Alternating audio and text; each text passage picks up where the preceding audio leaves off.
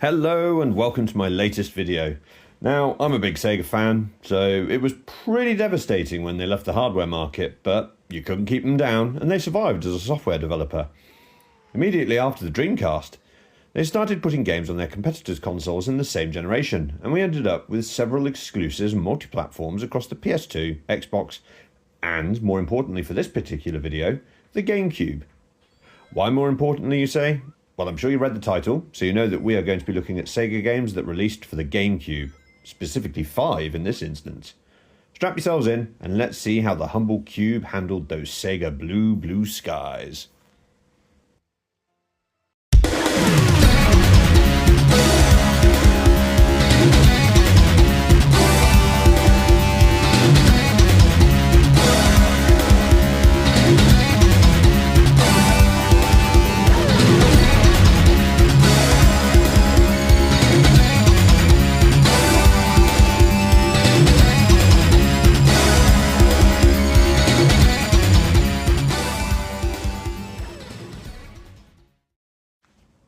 Releasing in 2001, or 2002 depending on your region, Sonic Adventure 2 Battle marked the first Sonic game released on a non-SEGA machine. This was a port of the Dreamcast original with some enhancements and changes. Unlike Sonic Adventure DX, which came later, this was a much better port to the GameCube, which begs the question, were SEGA already creating it for both machines, given its late release on the Dreamcast? Sonic Adventure 2 is a follow-up to the original Sonic Adventure, which is a 3D platform adventure game with multiple characters. Unlike the original though, instead of some open hub areas to unlock levels in a certain order per character, this one follows a set narrative, with each level, one after the other, with a specific character to play through in it.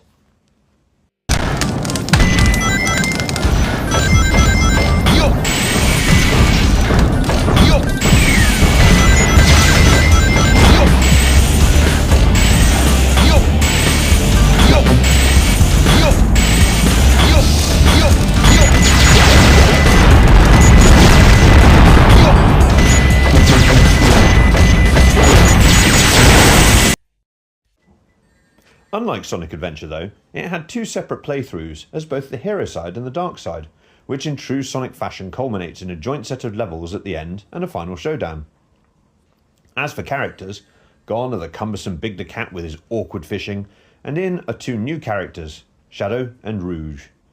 Neither should need an introduction at this point, being staples of the franchise for over 20 years now, and with last year's Sonic X Shadow Generations doing very well, it would be laborious for me to go into it. Suffice to say, each character has an opposite for their stage types. Sonic and Shadow are both fast, dash-style platforming. Tails and Eggman, both have mechs that take on aiming shooters a la E102 Gamma from the first game, and Knuckles and Rouge continue the Master Emerald shard hunting in a wide open space gameplay.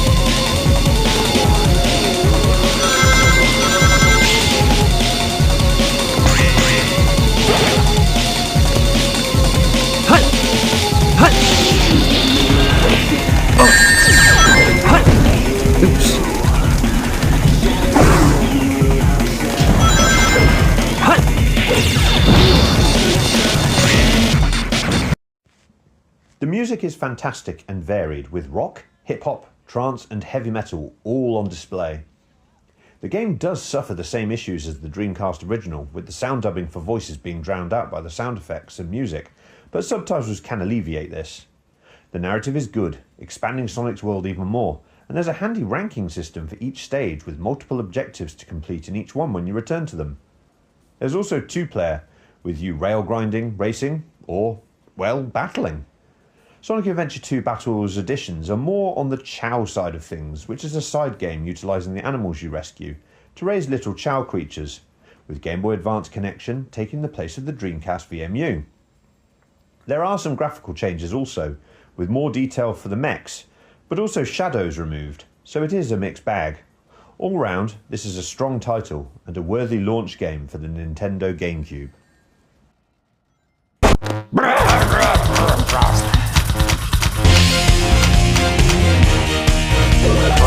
goats hate the sunlight.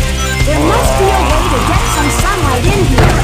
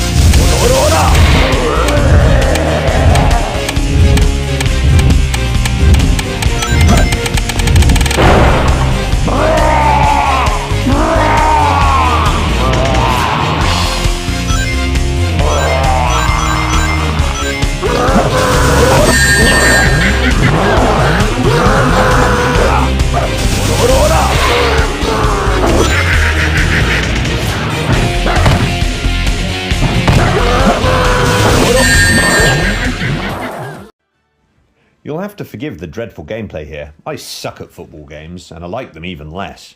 Though Virtua Striker 3 version 2002 is one of the better ones I've played. This is, as noted, a football game, or soccer if you're that way incorrectly inclined, which was just simply called Virtua Striker 2002 in America. There are a huge 64 teams on offer in this game, and as expected, you play football.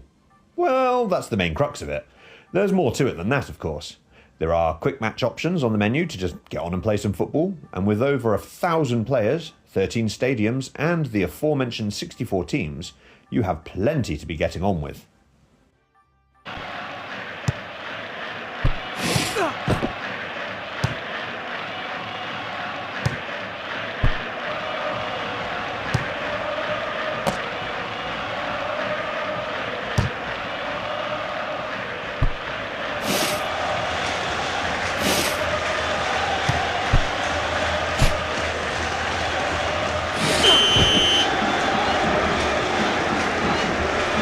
Yellow card.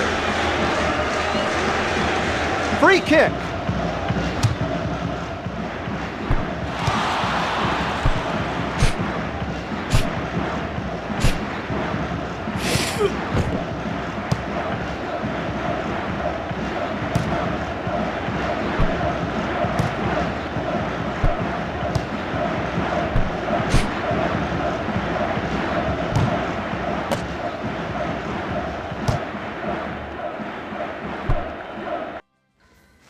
What struck me with this one though, was the Road to International Cup option. Playing through this felt like a cross between a Football Manager game and a full-blown tournament mode.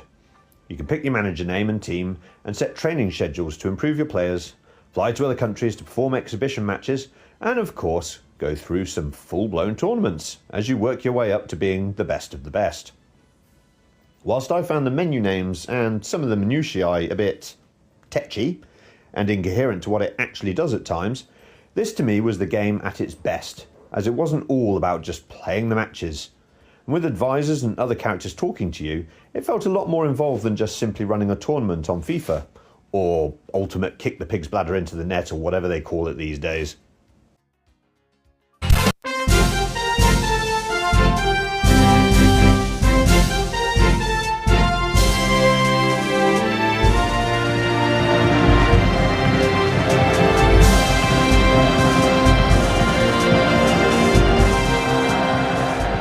Mexico versus Iran.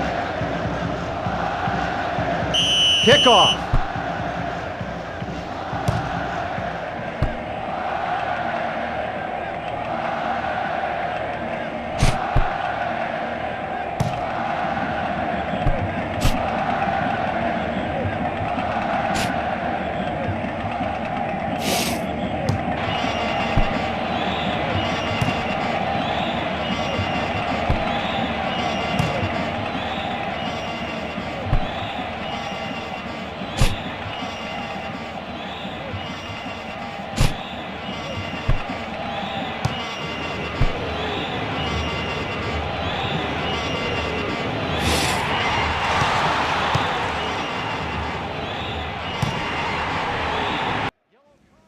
The gameplay in matches itself was pretty decent.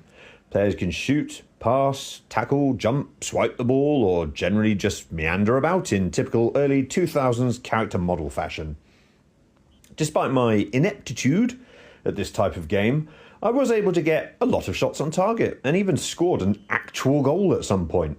Shock, I know. I only drew in that match, but whatever. The difficulty did seem a bit high, and it suffers the same issues as every other football game, where it will change which player you're controlling willy-nilly because one is 0.0001 millimeters closer to the ball than the one you're looking at, which can be a pain when you're trying to steal the ball and the opponent changes direction randomly just as your controller changes the player. But that's an issue that football games are never really going to shake, in my opinion. I did, however, get taken in by the very emotive commentator being encouraging whenever you miss a shot on target, which did help proceedings somewhat. There's definitely a good game in there, it's just not for me personally. But it's Sega. We expected it to be good before we even started, didn't we? This home console port remains a GameCube exclusive for this particular version, so it is worth seeking out.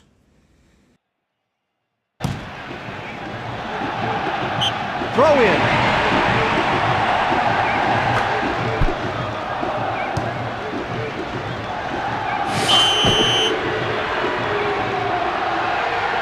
Yellow card. Out of field. Free kick.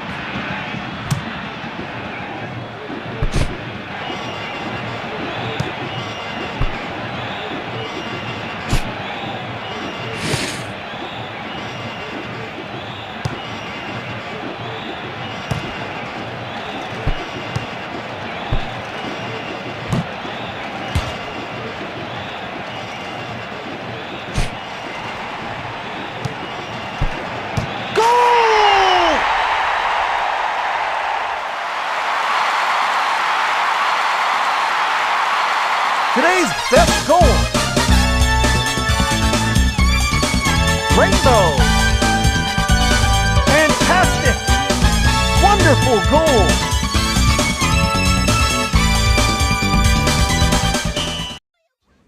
Our first multi-platform without any changes or enhancements is Puyo Pop Fever. Many old-school gamers will know Compile's Puyo Puyo series via the reskinned Dr. Robotnik's Mean Bean Machine on the Sega Mega Drive or Genesis, or its 8-bit ports. Compile went bankrupt and Sega got the rights to the series. Puyo Pop Fever is a reboot of the franchise. Interestingly, this did also get a Dreamcast released after its release on other platforms. There's a small fact for the pub quiz for you. For those unaware, the Puyo Puyo series is a blob colour matching puzzle game where you put 4 or more blobs of the same colour in a row to remove them. But if you create chains by having more fall from above that also create sets of 4 or more, it will send disruptive blobs over to your opponent's side of the screen that are harder to remove. If your screen fills with blobs so no more can come onto the table for that side, that person will lose.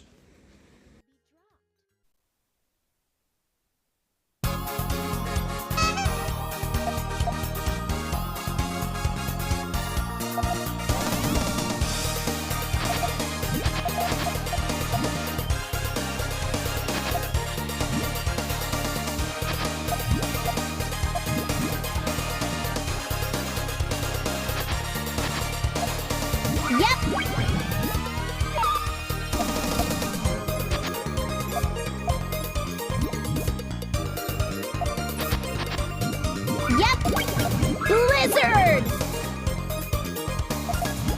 Yep! Ouch!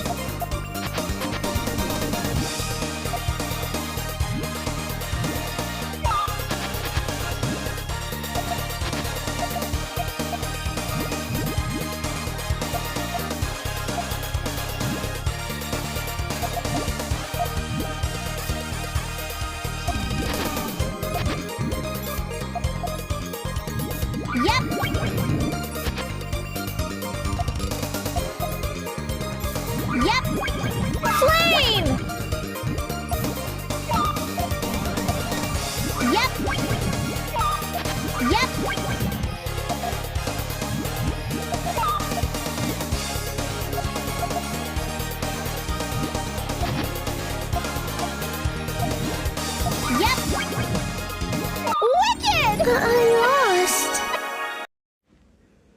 Puyo Pop Fever enhances this gameplay by having huge blobs that make up 2 lots of 2 colours or 1 lot of 4 colours, as well as Fever Mode, which will unlock by removing the disruptive blobs and filling the bar in the middle.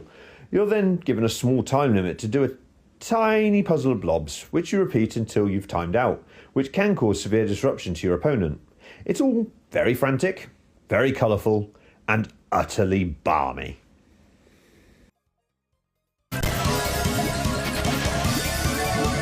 Largo. Andante. Suave.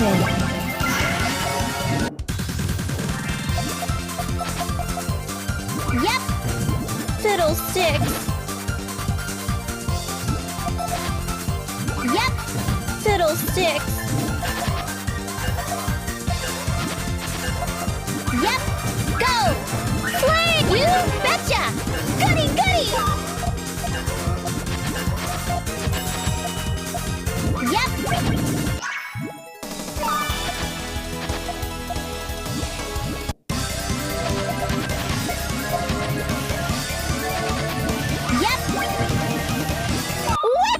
Oh well.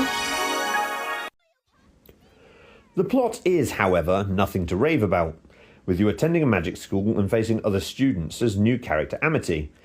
It's all very sweet and puffy, but I certainly wouldn't get the game for its plot.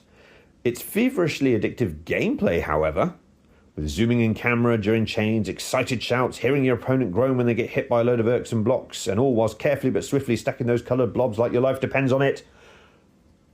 Yeah, it's all a bit frantic, really. It doesn't get any more addictive than that. Well, it probably does, but that's by the by. This game is also available on the PS2, Xbox, Xbox 360, Game Boy Advance, PC, Mac, PSP, Nintendo DS, Android, iOS, and Arcade. Sport for choice, you lot are, really.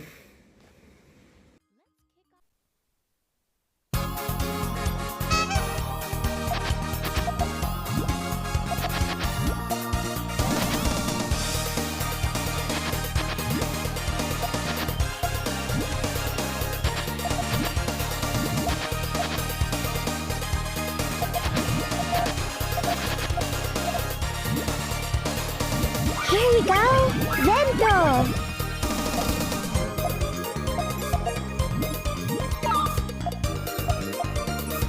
Yep. Yep.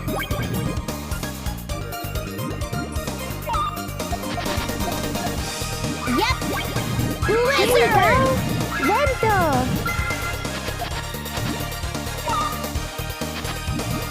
Yep.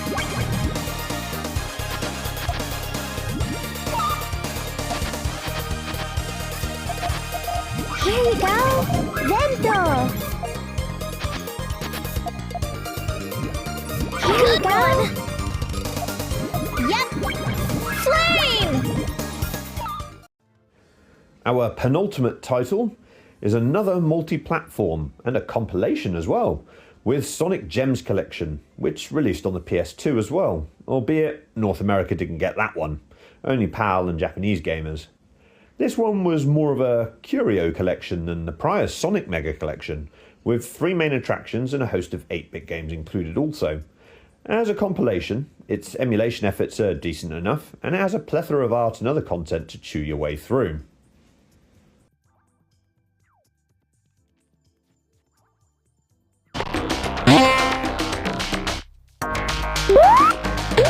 Woo!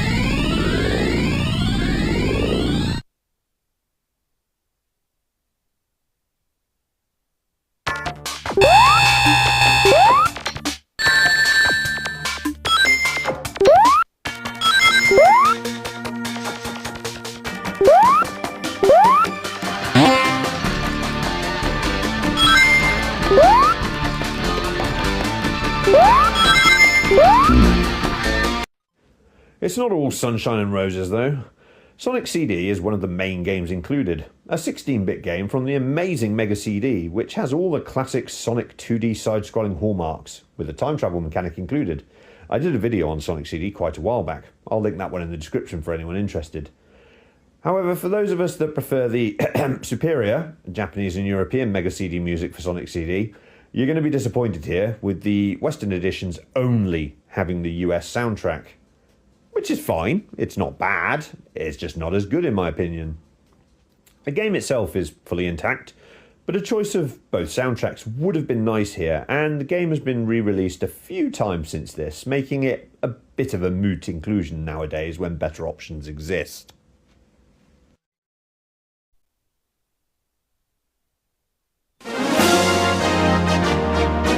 Ready, set, go!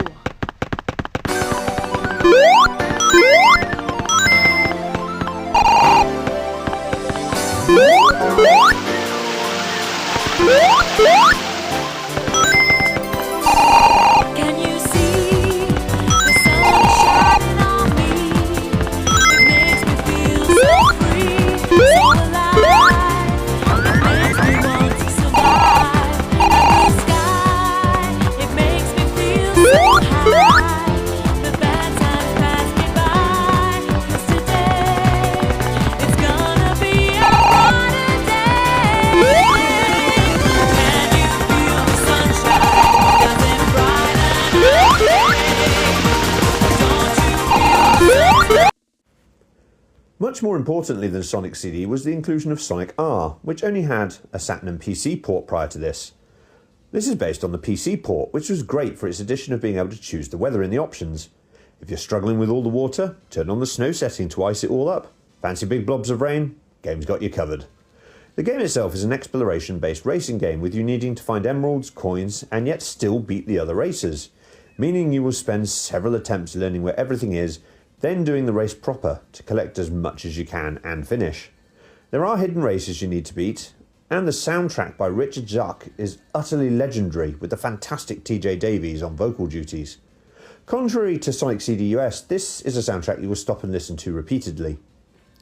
The other main gem at the time was Sonic the Fighters, which had, at that point, never been released at home. A very good, fun, 3D one-on-one fighter with Sonic characters, getting to play as Fang, or Knack depending on your preference, and Espio, along with newcomers Bean and Bark, was glorious fun. Again, the game has been re-released since, and included as a side game in Like a Dragon Gaiden, or Gaiden, depending on how you want to pronounce it, The Man Who Erased His Name. And the HD re-release on later platforms also included cut character Honey the Cat, making them slightly more de facto in terms of priority, but at the time, it was a fantastic inclusion.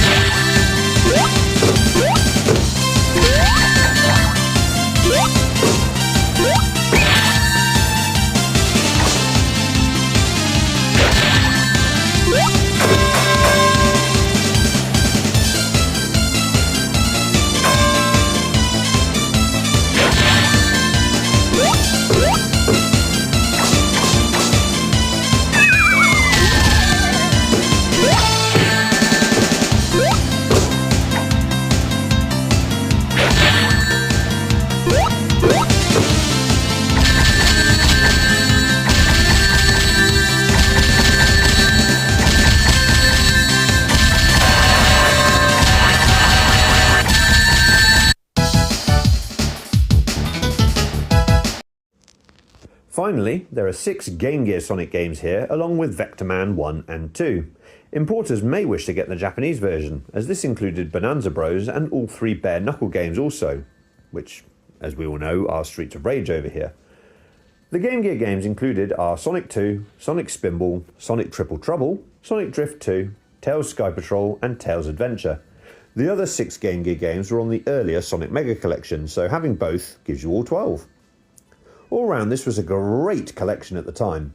A bit moot by nowadays standards, but still good fun, and it was an early release of some of these games in 60Hz in PAL regions outside of PC releases at the time. I certainly wouldn't necessarily recommend it as a must-have, but rewind back to 2005 and it was a brilliant little piece of nostalgia, and having both collections together was fantastic.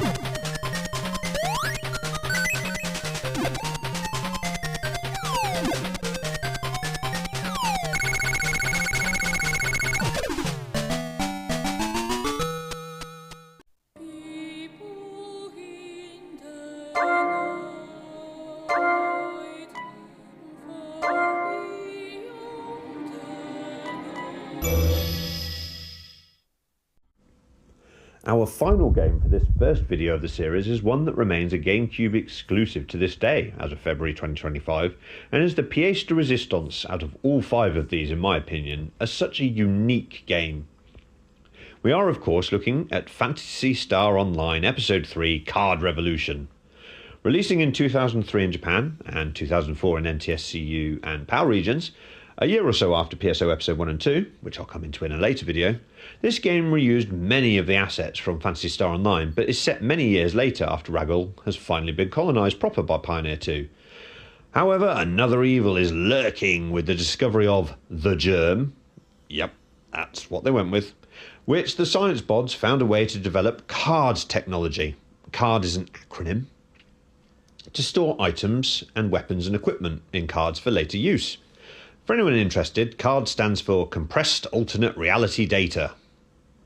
Anyway, a rebel group who oppose the government steal the research and use the card technology for themselves, but to store monster data instead. This leads on to a struggle between the hero side of the hunters and the dark side of the Arks, unveiling an incredibly underlying plot, family struggles, a recent genocide that still affects the majority of the population, and just as importantly, some excellent gameplay and beautiful locales across 2 sets of stories. Mint. Change.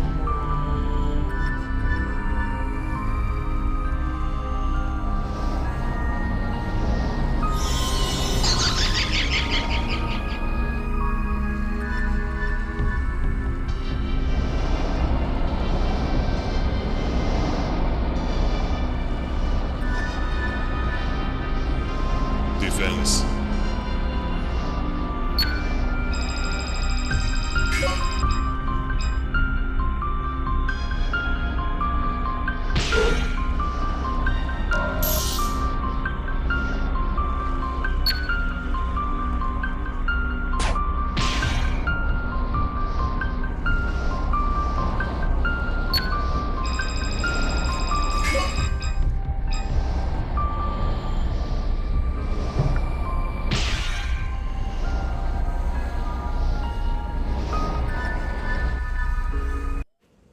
Of course, as PSO always does, the story isn't always in your face.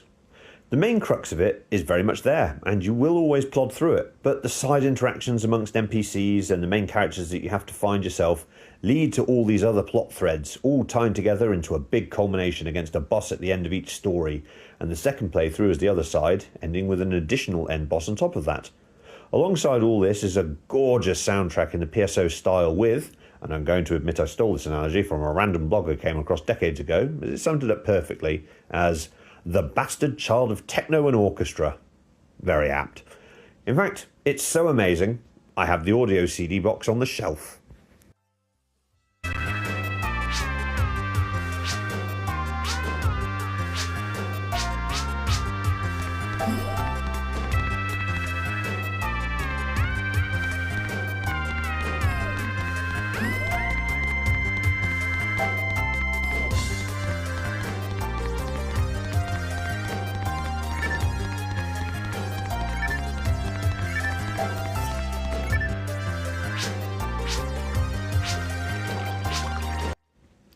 All this story means, though, is a vehicle for a unique fighting system.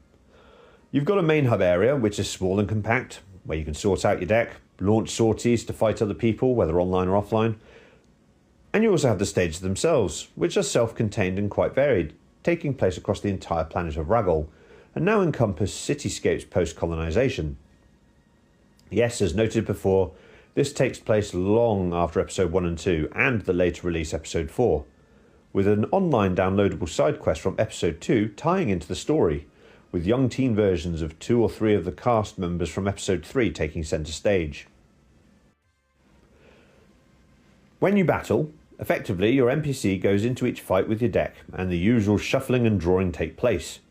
If you're a hunter, your cards will take on swords, shields, guns, wands, and all sorts like that. Each card has an attribute and HP value, and your opponent has to destroy these equipment cards. Each card you equip that is destroyed takes away 1 HP point from your character. If you have no equipment on, then HP damage is done directly to you, so is much more lethal. Once your HP reaches 0, you are humiliatingly replay cam killed a few times, and you lose. Of course, the same happens to the enemy as well if you do it to them. If you're on the Arc side, then your cards will be monsters from the series that you place on the grid, who you can command to attack your opponent directly on your behalf. Killing these monsters does not take HP from that character, but they are much more vulnerable when you're next to them, as they have no equipment to use as defensive options. Of course, there are several action cards, for magic, dodging, and all sorts really, and at the end of each match you can grab a booster with new cards in, before sorting your new ones into your deck for the next match. It is addictively good fun, yet difficult to master properly. For those of you who may only be half listening and not watching, think Yu-Gi-Oh! In the PSO world, and you'll have the crux of the Arc side of things.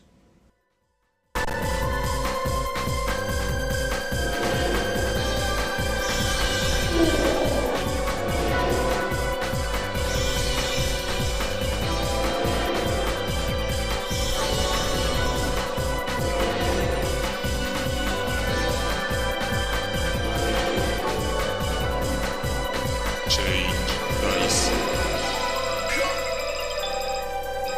Set.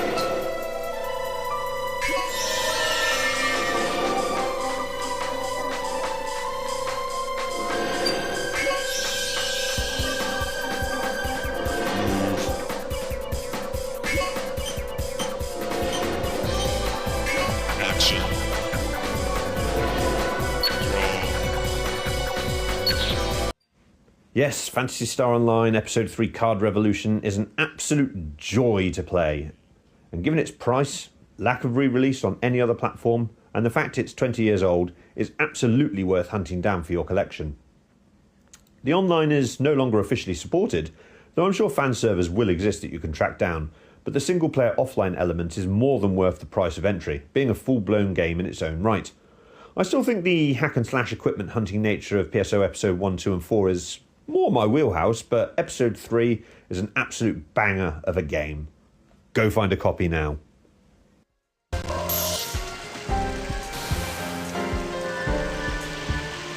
Change dice. Set.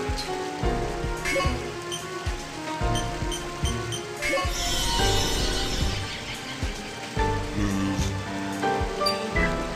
Action.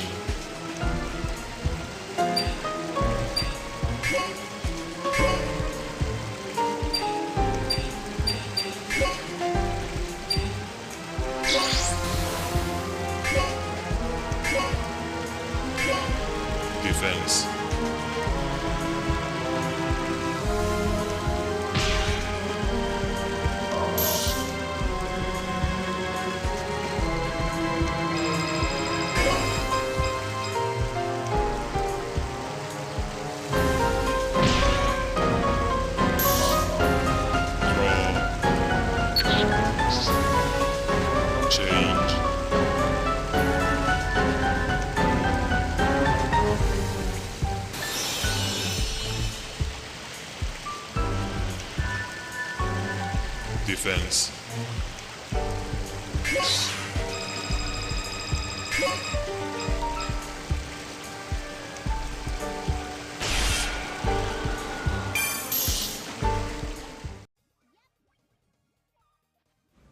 Well, that's all we have time for. Well, these will start rivaling the length of a TV special. I will bring you more Sega on GameCube goodness soon. I hope you've enjoyed these 5 games and are looking to grab them, or at least play them yourself. Check out the description below for other videos that I've linked to that may be relevant, and some other content creators that you may like. And I hope to see you in the next video. Thanks for watching.